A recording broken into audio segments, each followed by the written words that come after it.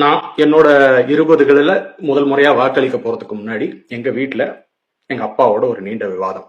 அடுத்த நாள் போலிங், முந்தின நாள் இரவு நீண்ட விவாதம். ஏன் திமுகவுக்கு வாக்களிக்கணும் தான் டாபிக். நடுத்தர ஓரளவுக்கு கஷ்டம் இல்லாத குடும்பம், கஷ்டம் தெரியாம வளர்ந்துட்டேன்ல, அதனால இந்த இந்த மாற்றம் வேணும் ப்ரோ.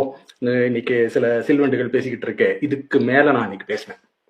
எல்லாத்தையும் கேட்டுக்கிட்டு எங்க அப்பா கடைசியா ஒரு செக் வச்சாரு எனக்கு.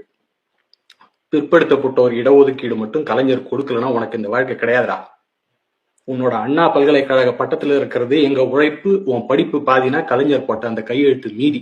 நன்றி மறக்க கூடாதுன்னு உண்மை சுருக்குன்னுச்சு. என் நன்றி கொன்றார்க்கும் ஓய்வு உண்டு, செய் நன்றி கொன்றவர்களுக்கு ஓய்வு இல்லை.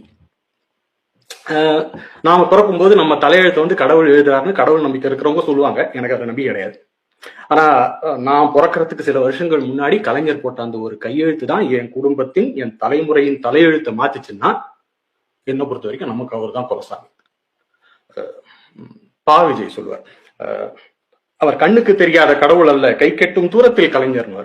அப்படி நம் குலம் வாழ வழி செய்த நாம் பார்த்த குலசாமி அவர். எங்க அப்பா 5 கிலோமீட்டர் நடந்து போய் படிச்சார். நான் பஸ்ல சைக்கிள்ல போய் படிச்சேன். என் பையன் இப்போ கார்ல போய் படிக்கிறான். அப்படியே மந்திரத்துல காய்ச்சது இல்லை இந்த மாங்காய். நம்ம பார்க்கணும் இல்லையா, நம்ம கூட வேலை செய்யற மற்ற மாநிலத்து நண்பர்களை, அவங்கள 10ல் 9 பேரு அவங்களோட